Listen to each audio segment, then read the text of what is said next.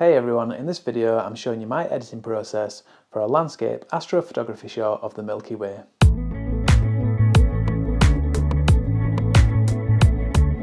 So this is the third and final part of a little trilogy, if you like, about landscape astrophotography. If you saw my video last week, you will have seen me out and about in Cornwall, capturing my shot of the Milky Way. And a couple of weeks previous to that, I did a video about the planning stage, using photo pills, finding out where the Milky Way was going to be at the right time and the weather and all that kind of stuff. But today we're looking at how I edited one of those images. I didn't do anything fancy for this, I didn't do any star stacking or anything like that, although that might be a good subject for a future video. All I did was capture two shots, one for the foreground and one exposed for the night sky with the stars and Milky Way. And then I blended those together using Photoshop. So let's have a look at that process now. So I've got two images that I'm going to work on. This is going to be the shot which will make up the foreground section of my composite. So this was taken at ISO 2000 at 308 seconds. And we've got this one which was captured at ISO 6400 for 20 seconds. And this is going to make up the sky part of my composite. So I'm going to work on this one to start with. And normally I would use auto to start with, but because this is quite a dark scene, it's almost black down here, I'm not going to get very good results from auto, so I'm going to start just using manual settings in Lightroom. So my profile is Adobe Color, I'm not changing that. But we'll start with the exposure sliders, so I'm going to bring down the highlights a bit. This is just because I've got this really bright area down at the bottom, so it's to try and sort out that a little bit. I'm going to bring it down to about there. We are going to bring some light back into the stars. So I'm also going to bring the blacks down to around about there, I think. And I'm going to bring the whites up, so this will start bringing something back into the stars. Not too much, just to about there. So I'm going to change the white balance at this stage, and I want it to look a bit more blue. You see, if I come to the left, we get a nice blue sky. So we don't want to overdo it, but I don't know, maybe to about there. That looks good. And we'll just bring up the tint more towards the purple end, not too much, but just to add a touch, because we don't really want it at the green end. So we can really start to get some punch in the image if we bring up the dehaze slider. So you see when I do that, it really sorts out that area at the bottom where we've got that light pollution. So I'm going to bring up that quite far, probably to around about there. But that has oversaturated the image a little bit, so I will just bring the saturation down to compensate. And I think I might just adjust the exposure slightly, because it is looking a bit too dark, to around about there. So at this stage I'm going to copy all of the settings by pressing Command and C on my keyboard. That'll be Control and C if you're on a Windows PC. Click Check All, copy. Then I'll come to my other image. So you'll see in this image, all of the stars are really blurry. That's because it was such a long exposure. But it had to be a long exposure to try and get more light down in this foreground area at the bottom. So if I just paste in the settings from the previous image by pressing Command and V, again that'll be Control and V if you're using a Windows PC. That's not looking too bad, but obviously it's definitely not right. So we're going to have to sort this out now. So I'm going to bring the highlights back to 0. You can do that just by double clicking the slider. I'll reset it to 0. Now the shadows we're going to have to bring up on this one because we've got all this dark area in the bottom. Essentially in this image we're working on the bottom area, whereas before we were working on the sky area. So I'm going to bring the shadows up quite a lot, all the way up to about there I think. And I'm going to reset the dehaze because it's just looking too dark and black. Exposure, I'm going to bring that up, not too much, maybe to about About there, I think that's looking okay. Again, just concentrating on the foreground area. White balance I'm going to actually change on this, so my sky's going to be nice and blue, but I want my sand and stuff to still look orange. So I'm going to bring up the white balance to make it warmer to around about there, and the tint, we'll bring that up as well to about there, maybe just a touch back, yep. Saturation, we'll bring that back up a bit to 0, and we need to sort out the blacks because there's just way too much black areas here in the rocks and in the corners. So we're going to bring that black slider up to around about there, I think. We'll do the opposite with whites. So we'll bring that down, probably quite a bit actually, to about there. And I think that's looking okay for the general edits on that one. What I'm going to do now is go back to the other image, which is my night sky, and I'm going to do some selective edits now. So I'm going to come up to the icon for selective editing, that's this one, masking, and I'm going to choose the radial gradient. So with this I can draw out a nice long ellipse covering up the Milky Way. So I don't want too much feathering, that's not too bad actually. If it was up here, that's too much. Probably bring it down to about there, so I'm nicely covering the Milky Way. It doesn't matter that it's going a little bit into the foreground. And I'm going to bring up the exposure on that. Not a lot, maybe just to about there. And I'm going to bring up some clarity. So we'll bring that up to about there. You see we really get the stars starting to pop out now.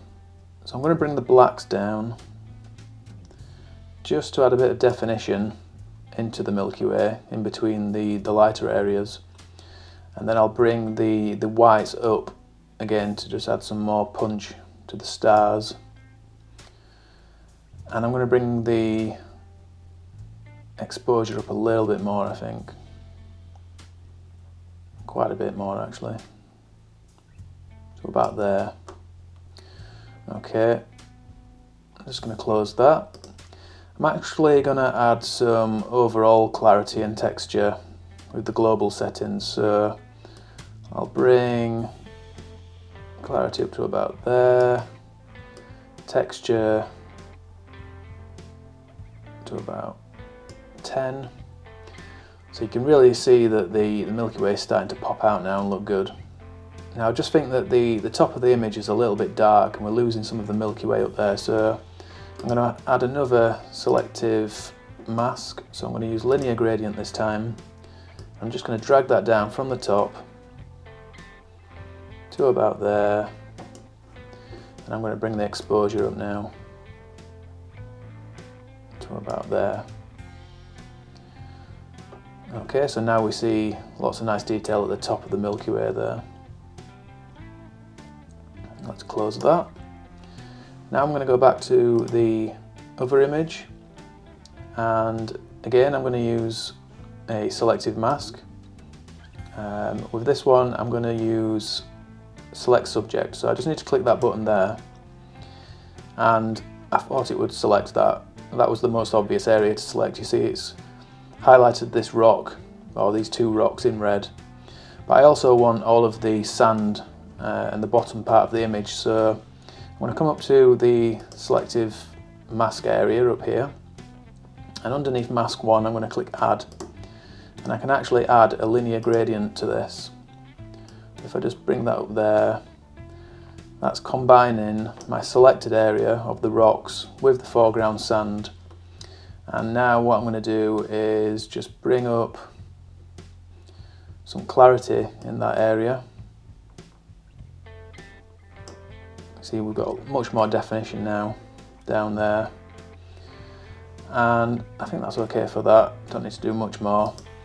But what I am going to do for both of these images is denoise them, because although the images might look fine on screen from here, if we zoom in, you'll see there's quite a bit of noise, particularly down in the dark areas. This one's not as bad. If we go to the other image and zoom in on that, that is actually quite noisy. So we come down to detail and we can just click denoise, and I'm going to choose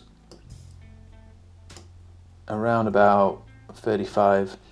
I've already done some tests with this, so I know this is not too bad. You don't want to overdo it, makes everything look plasticky and a bit weird. But the AI denoise in Lightroom is really good actually. So to click enhance, and we see the progress just up in the top left here. When that's done, it's going to look really nice.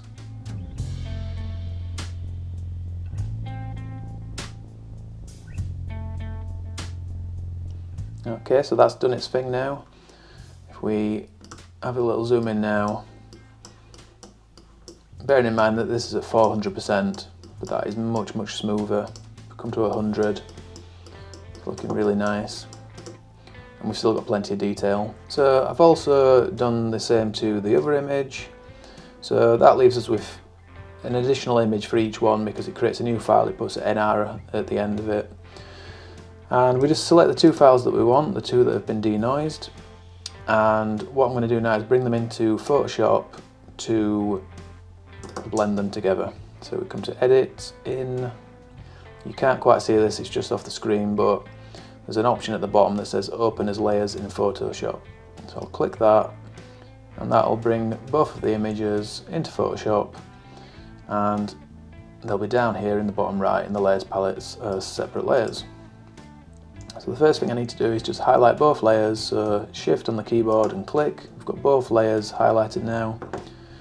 We come up to edit and auto align layers, because even though I captured them more or less at the same time on a tripod, they might just be slightly off and not quite aligned, and by using this function they will be exactly aligned.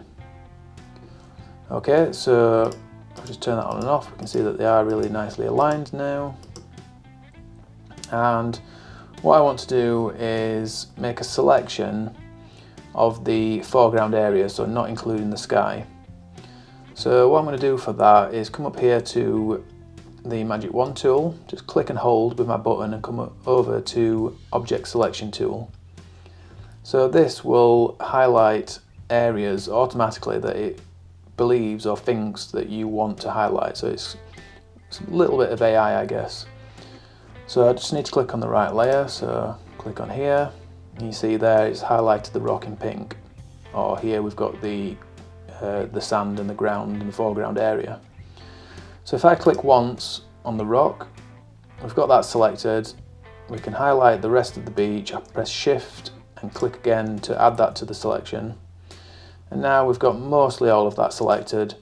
I can refine this by using the lasso tool here, which is just above.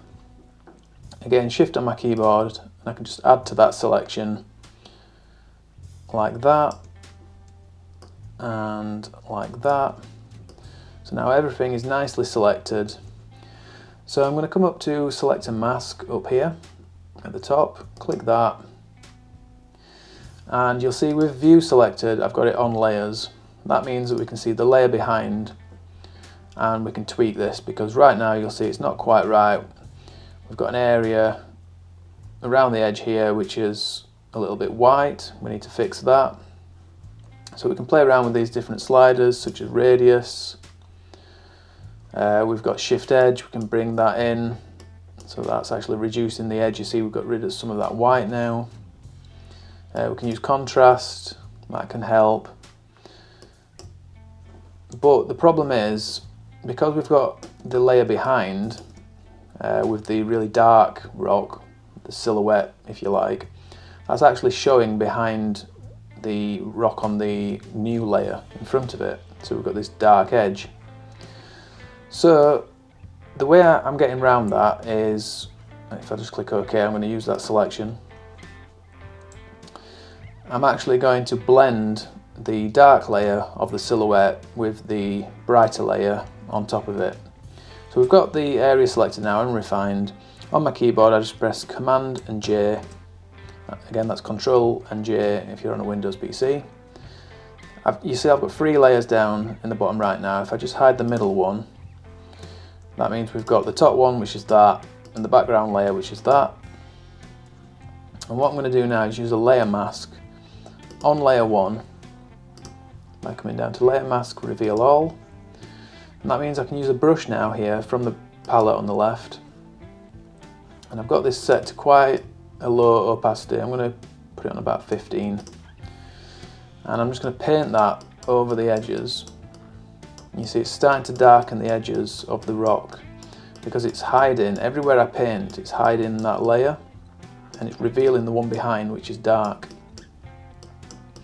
So even though we've got this really dark black line here, it's not going to matter too much because I'm going to blend it in to the layer above.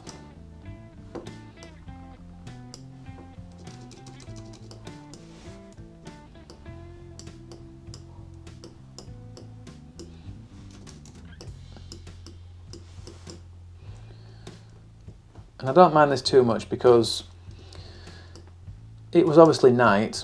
The scene that I was seeing with my eyes was dark and silhouetted, but I also want some detail in these rocks and things. So what I'm doing here, and it's not perfect just yet, I'm kind of like making a hybrid between the two. So I've got a bit of silhouette around the edges, but I've got some detail in the rock. So take a bit more time than me when you're doing this. But that's the basic principle. Play around with the opacity of your brush and get a nice balance so that that edge is blended in but doesn't look too odd. And I'm also going to darken the edges of the beach as well, so down here on the left and right. Again, it just makes it look more like night, which it obviously was, but we still got plenty of detail in the centre of the beach there, so it looks like the centre of the beach is illuminated almost. So it's almost like the best of both worlds. We've got the darkness around the edge, but the detail in the centre of the image. So I'm going to refine this a little bit now, but like I said, you spend a bit more time on it than me. This is just for demonstration purposes.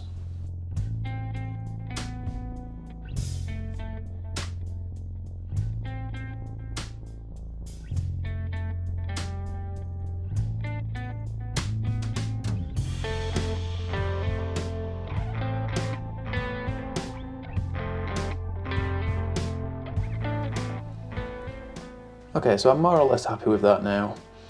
And what I'm going to do is copy all of this onto a new layer. So I'm going to highlight all 3 layers. I'm going to press Shift, Option, Command and E on my keyboard. So you would just swap Command for Control if you're on a Windows PC. And you see that makes a brand new layer on top, which is a combination of the other layers. So I can hide those. And we've just got everything on one layer now. And the reason I've done that is because I want to correct the distortion in this image. So if you remember from the video last week, if you saw that, I was using a fisheye lens, a 10mm 7 Artisans fisheye lens. And that's got a great view of the sky. We've got loads of the sky captured in that because it's so wide, but we have got this distortion where you see the horizon and the beach is a little bit curved there. So we're going to fix that. And to do that, we're going to come to Edit, Transform, we'll select Warp, and then if we come up here to the top, we can drop this list down here, and we can choose Fisheye. So there it is. So normally you would use this, or often you would use this to create a fisheye effect, to create that bulbous look, but we're going to do the opposite. So if we just bring this little marker down here, you see that's fixing the distortion quite nicely. If we just bring a guide down, we can bring that down there for the horizon. and now I can line up my horizon with that line.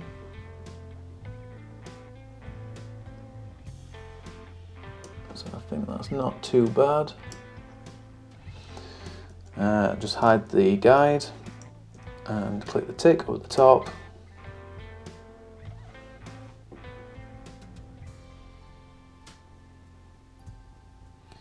So I can click Command and S to save that and come back into Lightroom, and we can just do some final cropping here because we've still got a white gap down the edge. So I'll just come into the crop tool,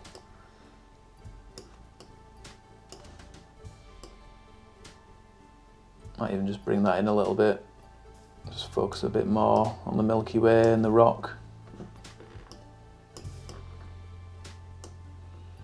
Something like that. So I've got the rock on one of the third lines, and that's more or less it. I think we've still got a little bit too much black around the rock. That's something I would spend more time on to fix, but with a bit of brushing and a bit of work on that can make that look much nicer. But you see the overall effect, we've worked on the sky and the foreground separately, and we've blended that together to a nice composite.